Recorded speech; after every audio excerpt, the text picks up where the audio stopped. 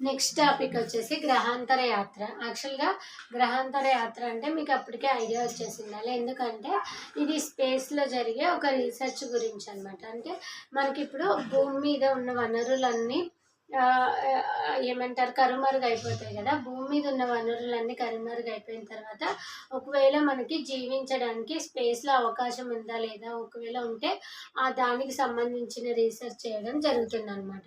So, అందులో భాగంగానే ఈ ఆర్టికల్ రావడం జరిగింది. ఇక్కడ చూడండి. ఈ ఐఎస్ఎస్ అంటే చాలా మందికి ఐడియానే ఉంటది. ఇంటర్నేషనల్ స్పేస్ స్టేషన్ అనమాట.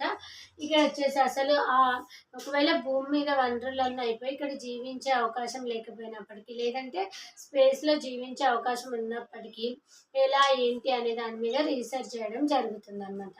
అందులో ఒక దేశంలోని కంట్రీస్ ఏ విధంగా రీసెర్చ్ చేస్తున్నాయి, అలాగే మన ఇండియా పరిస్థితి ఏంటి అనేది మనం తెలుసుకుందాం.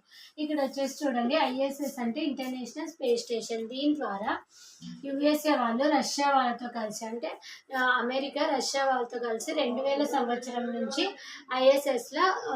ఐఎస్ ద్వారా స్పేస్లో రీసెర్చ్ చేయడం స్టార్ట్ చేసినారనమాట. తర్వాత 2022లో చైనా కూడా స్పేస్లో రీసెర్చ్ చేయడం స్టార్ట్ చేసింది. ఎక్కడి నుంచి అంటే టియాన్ గాంగ్, అంటే వీళ్ళకి ఓన్గా స్పేస్ స్టేషన్ ఉంది. ఇప్పుడు యుఎస్ఏ రష్యా వాళ్ళు ఎక్కడి నుంచి చేస్తారు? ఐఎస్ఎస్ నుంచి చేస్తారు. చైనా అలాగే టియాన్ గాంగ్, అంటే వాళ్ళకు ఓన్ స్పేస్ స్టేషన్ ఉంది కదా, అక్కడి నుంచి వాళ్ళు రీసెర్చ్ చేయడం జరుగుతుంది. అలాగే ఇక్కడ యుఏఏ చేసుకుంటే యునైటెడ్ అరబ్ ఎమిరేట్స్. ఈ యుఏఏ వాళ్ళు కూడా ఏం చెప్తున్నారంటే ఆల్మోస్ట్ ఒక 100 years తర్వాత మేము కుజగ్రహం మీద కాలనీలను నిర్మించాలనుకుంటున్నామని కూడా చెప్తున్నారు. అంటే వాళ్ళు కూడా రీసెర్చ్ దిశగా చాలా వరకు ట్రై చేయడం జరుగుతుంది. తర్వాత వచ్చేసి ఎలాన్ మాస్క్ స్పేస్ ఎక్స్.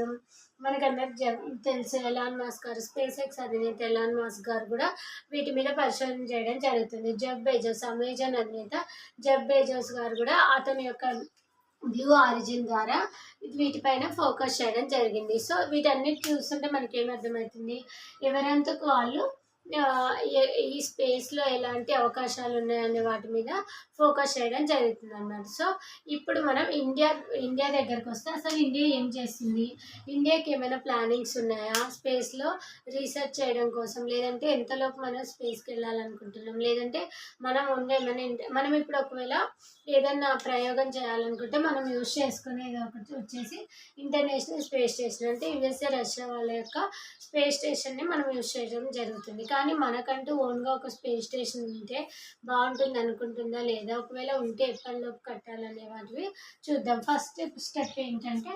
2026 కంతా గగన్యాన్ ద్వారా భారతీయులను భూకక్షలోకి పంపించాలి.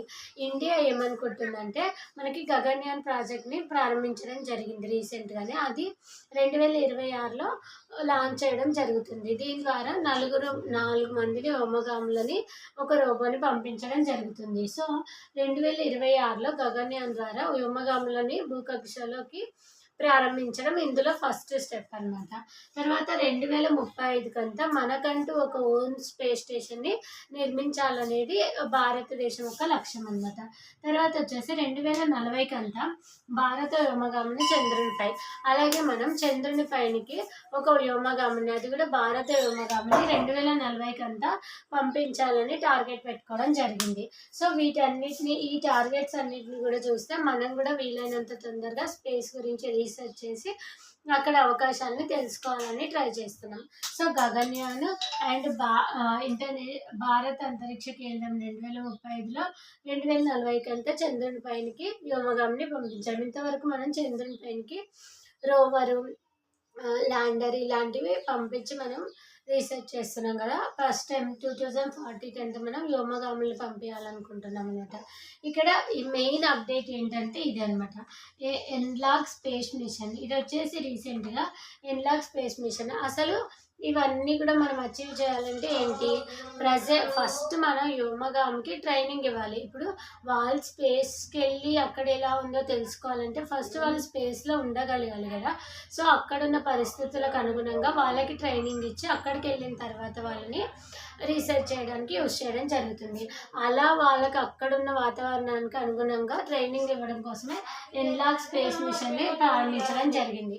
దీన్ని ఎవరు ప్రారంభించినారంటే లడఖ్లో ప్రారంభించడం జరిగింది. ఎవరెవరు అంటే ఇస్రో, మనందరికి తెలుసు కదా, Indian space research organisation, ISRO వాళ్ళు, ఐఐటి బాంబే, అలాగే Ladakh university, IIT Bombay, ISRO ముగ్గురు కలిసి కూడా దీన్ని స్టార్ట్ చేయడం జరిగింది. ఎన్లాక్ స్పేస్ మిషన్ ఇక్కడ ఏంటి అంటే ట్రైనింగ్ ఇస్తారనమాట. ఎక్కడైతే స్పేస్లో వాతావరణాన్ని ఇక్కడ క్రియేట్ చేసి వాళ్ళకి ఇక్కడ ట్రైనింగ్ ఇచ్చి తర్వాత వాళ్ళని స్పేస్లోకి పంపించి అక్కడ ఈ స్పేస్ స్టేషన్ ద్వారానో లేదంటే మనది ఒకవేళ నిర్మిస్తే దాని ద్వారానో రీసెర్చ్ చేయడం జరుగుతుంది అనమాట.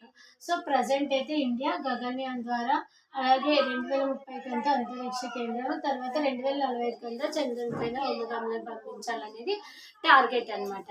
Next topic.